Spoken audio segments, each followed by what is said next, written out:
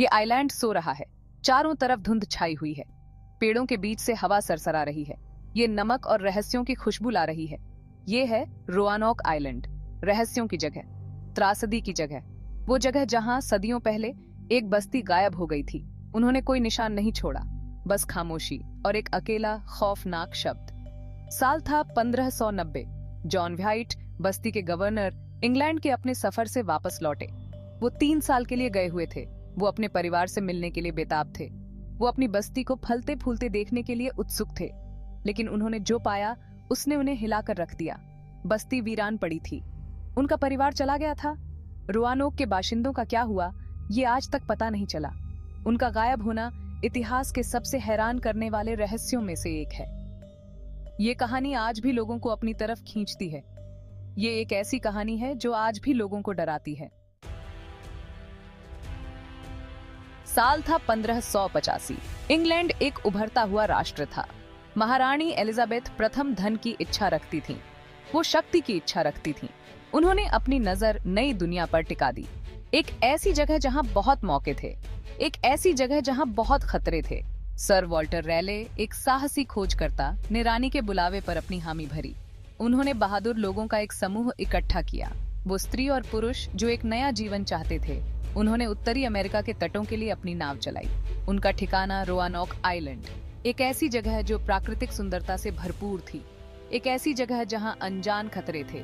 रोआनोक पहुंचने वाले लोगों के दिलों में उम्मीद थी। वो दौलत के सपने देखते थे, वो आजादी के सपने देखते थे, वो एक नए समाज के निर्माण का सपना देखते थे।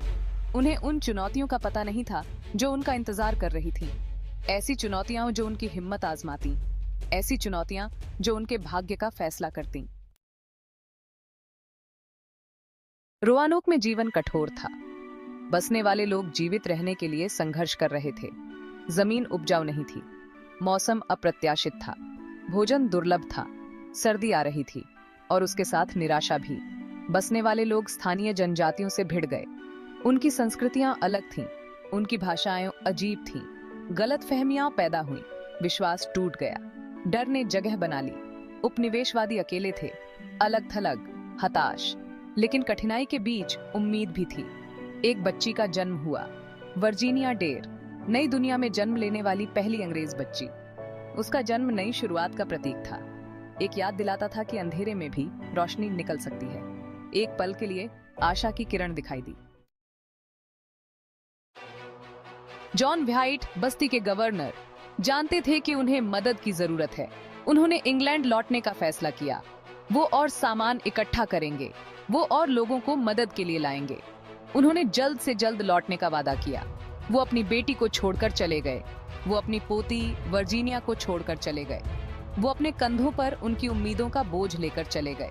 इंग्लैंड वापस जाने का सफर खतरनाक था। समुद्र उफान पर था, हवा तेज चल रही थी, लेकिन व्हाइट दृढ़ थे। वो अपने साथ उपनिवेशवादियों के सपने लेकर गए थे, वो अपने साथ रोआनोक का भविष्य लेकर गए थे। व्हाइट को क्या पता था कि भाग्य को कुछ और मंजूर था। रोआनोक वापस उनकी वापसी में देरी हो गई। बहुत देर हो जाएगी। आइलैंड खामोशी में डूबा होगा। उपनिवेशवादी जा चुके होंगे।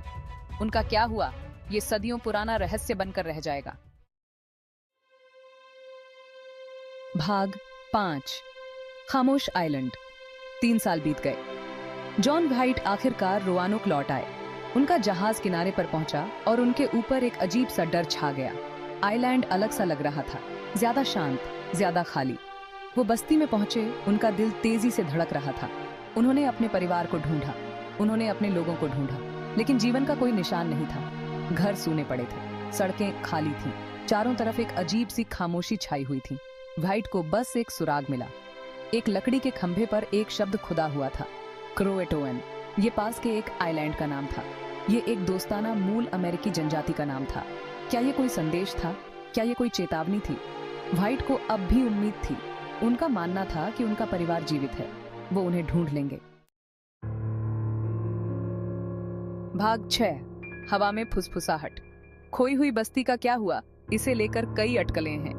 हर अटकल अटकलों की एक ऐसी बुनाई में एक धागा है। हर धागा तथ्य और कल्पना को बराबर भागों में लेकर बुना गया है। कुछ लोगों का मानना है कि उपनिवेशवादी कठोर सर्दी का शिकार हो गए। भुखमरी और बीमारी ने छोटे से समुदाय को तबाह कर दिया होगा। उनके कमजोर शरीर प्रकृति की मार को झेलने में असमर्थ रहे होंगे। उनकी आत्माएं लगातार हो रही कठिनाई से टूट गई होंगी। दूसरों को मूल अमेरिकी जनजातियों के साथ संघर्ष का संदेह है। व्हाइट के जाने से पहले ही तनाव बियराच गया था। क्या कोई टकराव घातक हो सकता था? क्या उपनिवेशवादियों को उनके घरों से खदेड़ दिया गया था? उनका क्या हुआ? उनकी कहानी अनकही। भाग 7, क्रोएटवन कनेक्शन। क्रोएटवन शब्द आज भी लोगों को अपनी तरफ खींचता है। कुछ इतिहासकारों का मानना है कि उपनिवेशवादियों ने क्रोएटवन जनजाति की शरण ली थी, जो एक दोस्ताना जनजाति थी जिसने उनके साथ दया का व्यवहार किया था। क्या वो जनजाति में मिल गए? क्या उन्होंने अपने अंग्रेजी जीवन को त्याग दिया और जीने का एक नया तरीका अपना लिया?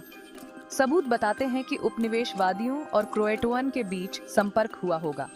हैट्रस आइलैंड पर यूरोपीय मूल की कलाकृतियां मिली हैं, जो क्रोएटवन लोगों की पारंपरिक भूमि थी। क्या ये खोई हुई बस्ती के अवशेष हो सकते हैं? क्या ये उपनिवेशवादियों के अंतिम भाग्य का सुराग हो सकते हैं?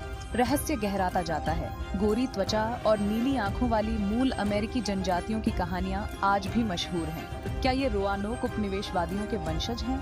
क्या उनकी वंशावली आज भी जारी है? क्या ये इस बात का सबूत है कि खोई हुई बस्ती बिना किसी निशान के गायब नहीं हुई थी?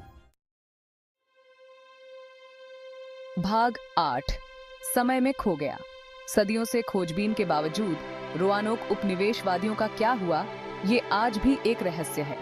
आइलैंड अपने रहस्य छुपाए हुए है। पेड़ों के बीच से हवा सरसरा रही है। ये अपने साथ अनुत्तरित प्रश्नों का बोझ, खोए हुए जीवन का दुख और अज्ञात की स्थायी शक्ति को लेकर चलती है। रोआनोक बस्ती नई दुनिया में अंग्रेजी बस्ती का पहला प्रयास नहीं था और न ही आखिरी होगा, लेकिन इसका गायब होना उन शुरुआती खोजकर्ताओं द्वारा उठाए गए जोखिमों, बलिदानों की याद दिलाता है। रोआनोक की खोई हुई बस्ती रहस्य की स्थायी शक्ति का प्रमाण है। यह एक ऐसी कहानी है जो कल्पना को पकड़ लेती है। यह एक ऐसी कहानी है जो हमें याद दिलाती है कि अज्ञात का सामना करने पर भी आशा बनी रहती है। उम्मीद है कि एक दिन सच्चाई सामने आ जाएगी। भाग 9, एक रहस्य बना हुआ है। रोआनोक का रहस्य आज भी इतिहासकारों को अपनी तरफ खींचता है। यह अटकलों को हवा देता है, अनगिनत सिद्धांतों को प्रेरित करता है, जिनमें से प्रत्येक उपनिवेशवादियों के भाग्य पर प्रकाश डालने का प्रयास करता है। क्या यह एक प्राकृतिक आपदा थी, बीमारी, मूल अमेरिकियों के साथ संघर्ष, या कुछ और भी भयानक?